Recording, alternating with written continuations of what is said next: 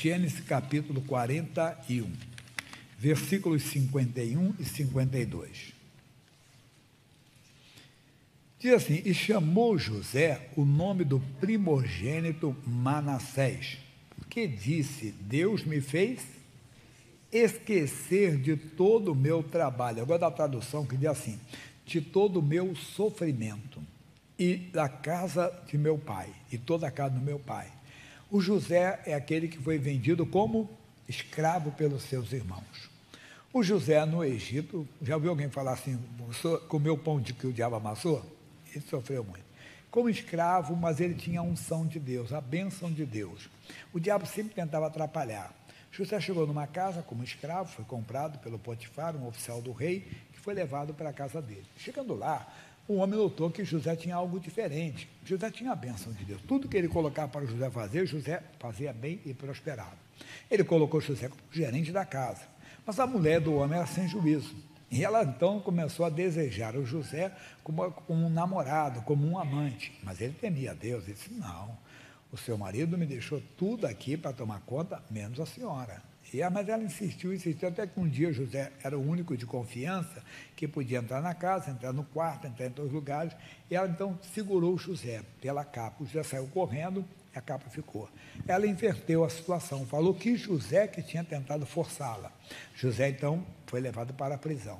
Mas na prisão, o que aconteceu? O chefe da prisão notou que o José, o diretor da prisão, que o José era um abençoado, e colocou o José para comandar todo mundo na prisão também. A bênção estava com ele. Aí o José foi e revelou o sonho de dois homens.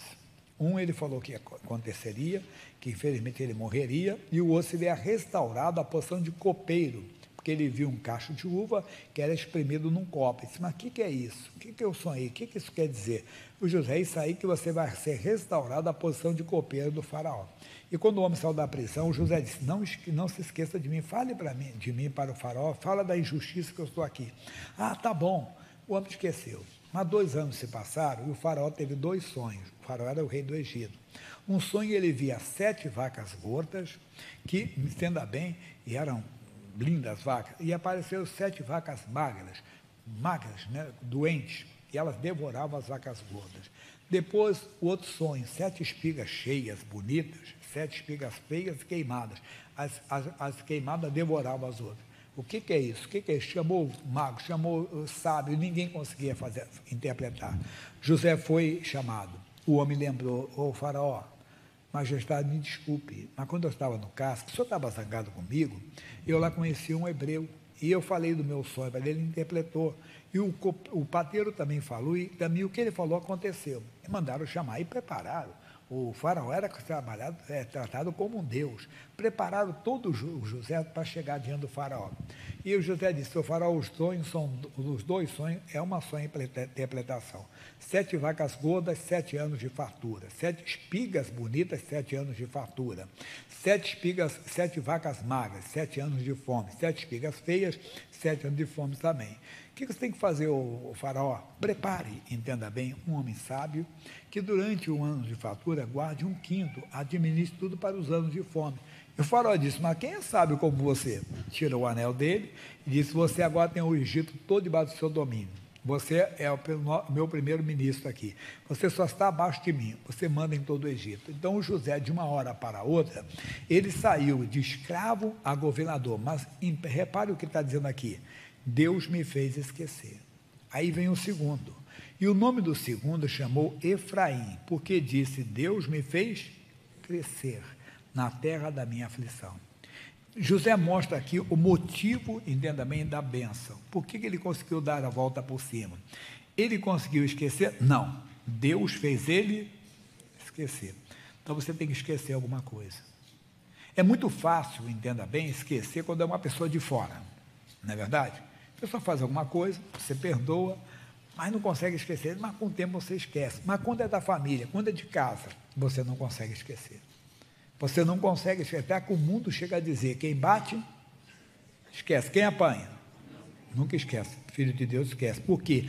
Reparem nisso, que é importante esses detalhes. Deus me fez esquecer. Então, se você quer realmente, tem que esquecer o que a pessoa fez. Mas quando é de casa, a vida é mais difícil. Mas se você pedir, Deus faz você esquecer o que o seu marido lhe fez, que a sua esposa lhe fez, o seu filho, talvez a sua filha, numa ingratidão muito grande, numa afronta, ou talvez até a maldade do pai, ou a maldade da mãe, ou do irmão, da irmã, do cunhado, cunhada, quem for a pessoa. Deus faz você esquecer. Mas hoje eu quero tratar de um assunto que é mais ainda, é quando você não consegue esquecer o que você fez, e você pediu perdão, você pediu a misericórdia de Deus, e pediu perdão à pessoa que te ofendeu, e você até recebeu o perdão, a pessoa até te perdoa, mas você trabalha com você. Então nós vamos para a primeira carta de João, capítulo 3, versículo 20, 1 João, capítulo 3, versículo 20, daqui a pouco nós vamos falar de um homem chamado Filemão, é matéria nova. 3,20 assim: sabendo que se o nosso coração nos condena, diga aí, maior é Deus do que o nosso coração, e conhece todas as coisas. Então, ainda que meu coração me condene, entenda, eu errei, pedi perdão para Deus, pedi perdão para você. Vamos que eu peguei contra você, errei contra mim, você falei uma coisa que você se ofendeu. Eu pedi perdão para Deus e pedi para você. Você, então, como cristã me perdoou, e claro que Deus perdoa, mas eu não consigo me perdoar. Eu não consigo me perdoar, talvez está acontecendo com você. E por isso você não consegue se realizar, porque até quando você vai orar, você tem condenação. Até quando você vai expulsar o mal da vida, você vai assim, mas quem sou eu para fazer isso? Amigo, pecado perdoado é pecado o quê? Inexistente, ele não existe mais. Mas você então se culpa. Mas olha o que o Espírito Santo está dizendo: ainda que o nosso coração nos condene, maior é Deus do que o nosso coração. Maior é Deus do que o nosso coração. Eu conto o caso que vocês já ouviram, uma senhora do Vale do Paraíba, eu estive ontem, mas foi na Praça da Sé isso. Ela veio de lá e pediu ajuda. Ela estava com uma opressão muito grande. Ela era casada, entenda bem, amava o esposo, se sentia amada também, mas começou a ter alguns contratempos, tanto no casamento, como também na vida profissional. Aí ela começou a entender, entre aspas, no entendimento dela, o que ela começou a pensar? Que Deus nunca ia aprovar o casamento dela, porque quando ela era noiva, ela estava noiva, a sogra não gostava dela, segundo ela, negócio de família, né? E a sogra então era de terreiro, de feitiçaria.